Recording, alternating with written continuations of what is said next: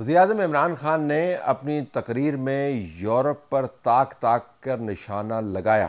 مفتاح اسماعیل صاحب ہمارے پاس موجود ہیں، مسلم لیگ نون سے ان کا تعلق ہے، لیکن فی الحال ہم ان سے بات کرنا چاہیں گے بطور اکانومسٹ اور فارمر فائنانس منسٹر کہ اس کے امپلیکیشنز کیا ہو سکتے ہیں۔ مفتاح صاحب بہت شکریہ آپ نے ہمیں جوائن کیا۔ پہلے تو ذرا بتائیے گا کہ اگر آپ پیورلی پاکستان کے معاشی مفادات کے زاویے سے دیکھیں تو جو تقریر تھی اور جس کے نتائج اب ہمیں نظر آ رہے ہیں کہ ڈیمیج لمیٹیشن کرنے کے لیے فارن آفس کو بہت کام کرنا پڑ رہا ہے، آپ کو حیرانی ہوئی کہ اس طرح اوپنلی اٹیک کیا گیا، ان کے انوائز کو چیلنج کیا گیا؟ جی طلعت صاحب، عموماً جو ممالکوں کے افیئرز میں ڈپلومیسی میں ایسا نہیں ہوتا کہ ہم کسی دیگر ممالک کے ایمبیسڈرز کو، سفیر کو جلسوں کے اندر مخاطب کریں اور پھر تھوڑی ایک بد زبانی بھی کریں، چاہے کتنا بھی ہمارا ان سے اختلاف رائے ہو۔ اور جو آج امریکہ کے اخبار ایک ہل ہے، ایک ویب سائٹ ہے ہل، جو کہ کانگریس میں پڑھی جاتی ہے، کانگریس مین اور ان کے جو سینیٹرز وغیرہ ہیں وہ بہت پڑھتے ہیں، ان کے ریپرزینٹیٹوز پڑھتے ہیں، ان کے اسٹاف پڑھتا ہے۔ اس میں بھی یہ خان صاحب کی تقریر کے بارے میں بات آئی ہے۔ اب اگر اللہ کرے اور ان کو یہ بات سمجھ میں آ جائے کہ خان صاحب ایک کوشش کر رہے ہیں یہ دکھانے کے لیے کہ ان کو جو ہٹایا جا رہا ہے وہ ایک بین الاقوامی کنسپریسی کی وجہ سے ہٹایا جا رہا ہے، وہ خان صاحب کا ایک نیریٹو ہونے لگا ہے، تو پھر شاید وہ اس کو رسپونڈ نہیں کریں گے۔ لیکن اگر وہ یہ سارا ان کو پاکستانی ڈومیسٹک پالیٹکس پتا نہیں اور اچانک وہ دیکھیں گے کہ وزیر اعظم پاکستان جو ہے وہ رشیا کی سائڈ لے رہا ہے اور انگریزوں کو یا مغربی ممالک کو آڑے ہاتھوں لے رہا ہے، تو یہ فہم سے بات بھی زیادہ ہے، فہم سے بات بھی الگ ہے۔ اور سچی بات یہ ہے کہ رشیا سے آپ کا 200 ملین ڈالر کا ٹریڈ ہے، اور آپ کا 2/3 سے زیادہ ایکسپورٹ جو ہے وہ مغربی ممالک میں ہے۔ ایو سے آپ کو جی ایس پی پلس ملا ہوا ہے، جس کے اندر آپ کا مال ڈیوٹی فری جاتا ہے، جبکہ ہندوستان پہ بھی ڈیوٹی لگتی ہے۔ اور اگر آپ نہیں چاہتے کہ وہاں پہ آپ کا مال ڈیوٹی فری چاہے تو پھر تو آپ ایسی باتیں کریں، لیکن اگر آپ یہ چاہتے ہیں کہ ہاں ہمارے اوپر بھی ڈیوٹی لگ جائے تو بڑا مشکل، تو پھر مطلب بڑا مشکل ہم کر رہے ہیں اپنے اب وہ یہ اپنے کہہ لیے سکتے ہیں کہ یار ایک تقریر تھی، اس میں 4 جملے میں نے کہہ دیے، اب اس سے ہمارا ایکسپورٹ اور جی ایس پی پلس جو ہے وہ کیسے متاثر ہوگا؟ یہ تو ذرا زیادتی کی بات ہوگی، اوور ری ایکشن ہوگا۔ وہ کہہ رہے ہیں ایک تقریر میں بات کر دی میں نے، کیا اتنا ہی سادہ معاملہ ہے؟ دیکھیے، گزارش یہ ہے کہ جب خان صاحب گئے رشیا، تو انہوں نے کہا ادھر تقریر میں کہ ہم ان سے 2 ملین ٹن گندم خریدیں گے، ہم ان سے گیس خریدیں گے۔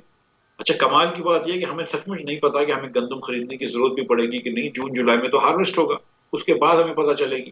اور رشیا سے ہم خان صاحب کی حکومت 3.5 سال سے جو ہے وہ پائپ لائن نہیں لگوا سکی، کیونکہ رشین کمپنیاں اس وقت سینکشن میں تھیں، اب تو بہت زیادہ سینکشن ہو گئے۔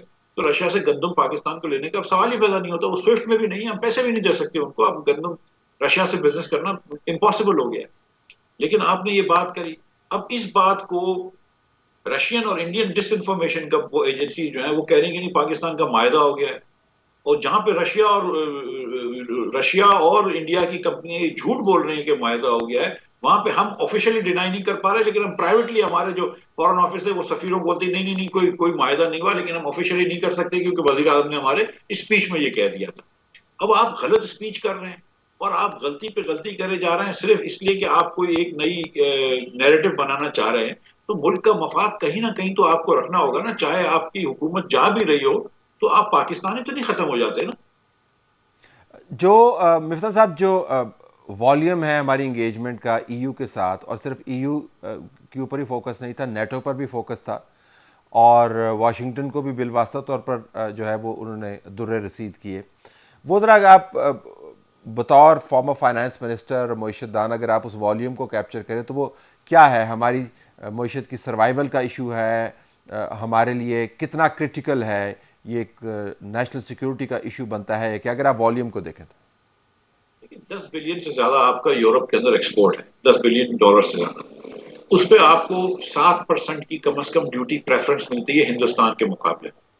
اب اگر وہ جی ایس پی لگا دیتے ہیں، جی ایس پی ہٹا دیتے ہیں، معاف کیجیے گا، اور ڈیوٹی لگ جاتی ہے پاکستان کے ٹیکسٹائلز کے اوپر، دیگر چیزوں پہ 7، 15، 20% الگ الگ، تو جو بائر اس وقت پاکستان کی طرف مرغوب ہوا ہے, جو پاکستان کی طرف دیکھ رہا ہے, وہ کہیں اور سے بھی لے سکتا ہے. پھر تو پاکستان بھی وہی ہو گیا بازار, چائنا بھی وہی ہو گیا, ہندوستان بھی وہی ہو گیا.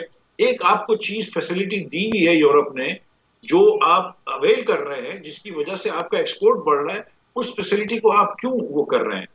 اور ہم نے کیا کرنا ہے؟ مطلب ہم یہ تو نہیں کہہ رہے کہ آپ جا کے یوکرین کی طرف سے جنگ لڑیں. ہم یہ بھی مطلب وہ تو ایسی باتیں نہیں کر رہے.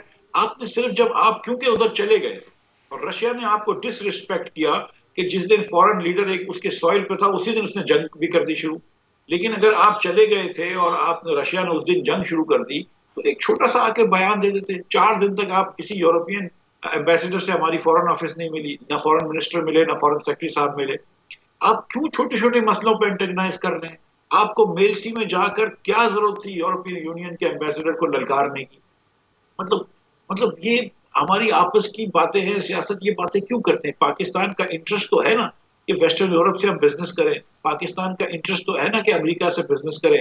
آپ کے سعودی عرب کے بعد سب سے زیادہ ریمیٹنس جو ہے وہ آپ کا امریکہ سے آتا ہے, پھر برطانیہ سے آتا ہے. یورپ سے جتنا ریمیٹنس آتا ہے کہ دنیا کے کسی خطے سے نہیں آتا. آپ یہ کیا کر رہے ہیں؟ مطلب کیا پاکستان کا کوئی انٹرسٹ نہیں ہے؟ اچانک آپ کو 4 سال بعد یہ خیال آیا کہ ہم کوئی انڈیپینڈنٹ فورن پالیسی کر رہے ہیں سمپلی بیکاز آپ کو یہاں حکومت بچانی ہے, آپ کو آرمی کے اوپر پریشر ڈالنا ہے کہ دیکھو آپ امریکہ کے کہنے پہ مجھے ہٹا رہے ہو. اچھا, آج عمران خان صاحب کی انگیجمنٹ ہوئی یورپین یونین کے جو کونسل پریزیڈنٹ ہیں ان کے ساتھ, انہوں نے ٹویٹ بھی اس کے اوپر کیا اور بتایا کہ ہم نے دوبارہ سے جو کانفلکٹ ہے اس کو پرامن انداز سے حل کرنے کی بات کی ہے, اور میں نے بتایا ہے کہ کس طرح پاکستان کو اپنا رول پلے کر سکتا ہے. تو اب یہ فارن آفس نے جو پچھلے 24 گھنٹے جیسے گزارے, 36 گھنٹے, اس کے بارے میں معلومات رکھتا ہوں, آپ کو بھی پتہ ہوگا لازماً. اب یہ انگیجمنٹ جو ہے اس کو یورپین کیپٹلز کیسے دیکھ رہے ہوں گے؟ آپ کی جب سفیر جا کے بات کرتے ہیں وہاں پہ, جو ہمارے سفیر ہیں یا یہاں پہ ان کے سفیروں سے جب ہم بات کرتے ہیں تو اس کا ایک لیول ہوتا ہے. لیکن جو وزیر اعظم آپ کا علل اعلان کچھ بات کرتا ہے تو وہ اخباروں کی زینت بنتا ہے. ہمارے یہاں صرف سیاست نہیں, تو دوسرے ممالک میں بھی سیاست ہوتی ہے, وہاں پہ بھی پریشر ہوتا ہے. ہندوستان کی لابی انڈیا کے اندر, ہندوستان کی لابی امریکہ میں بھی ہے, ہندوستان کی لابی برطانیہ میں بھی ہے, دوسرے ممالک کی لابی ہے. یہ کوئی پاکستان کے, ہم خدا نخواستہ, میں یہ تو نہیں کہہ رہا ہوں کہ یہ بہت پاکستان کے خیر خواہ ہیں. یورپین یونین نے اگر آپ کو جی ایس پی دی ہوئی ہے تو ہر جگہ وہ جی ایس پی دیتا ہے, تو آپ کو کہتا ہے, جتاتا ہے کہ دیکھو ہم نے آپ کو یہ مراد دی ہوئی ہیں. تو پھر اس کے بعد جب آپ وہ مراد کو انجوائے کر رہے ہیں, اس مراد کا آپ استعمال کر رہے ہیں, آپ کے پاس ویسے ہی پیسے نہیں ہیں, فیٹف کے اندر آپ گرے لسٹ میں ہیں, آئی ایم ایف سے آپ کو بلین ڈالر کی قسطیں لینی پڑتی ہیں, آپ کا ریزرو ہفتے کا 200-300 ملین ڈالر کا کم ہو رہا ہے. تو اس وقت آپ کو جا کر ان کو لعنت ملامت کرنے کی کیا ضرورت ہے؟ آپ خاموش رہیں. مطلب ہمارا جھگڑا تو نہیں ہے نا یہ رشیا اور یوکرین کا, ہم کو کیا ضرورت ہے اس وقت رشیا کی سائڈ لینے کی؟ میری سیریسلی سمجھ میں نہیں آتی. یہ وہ رشیا ہے جو کہ ہندوستان کا سب سے بڑا آرم سپلائر ہے, یہ وہ رشیا ہے جس نے فیٹف میں ہمیشہ آپ کے خلاف ووٹ دیا ہے, یہ وہ رشیا ہے کہ جس نے آپ کو کبھی ایک پیسے کی مدد نہیں کری, مالی مدد. یہ وہ رشیا ہے, مطلب آپ جو پاکستان ٹینکیں لیتا ہے, جو ہیلی کاپٹر لیتا ہے وہ بھی یوکرین سے لیتا ہے, جو پاکستان گندم لیتا ہے وہ بھی یوکرین سے لیتا ہے. اس رشیا نے ہمیں اوپر ایسی کیا مہربانی فرما دی, ماں سوائے اس کے کہ خان صاحب کو انہوں نے ایک دورے پہ بلا لیا کہ ہم اچانک ساری اپنی جو ہے کشتیاں جلا کے رشیا کے ساتھ کھڑے ہوں گے. I have to leave it there. مفتہ صاحب, بہت شکریہ.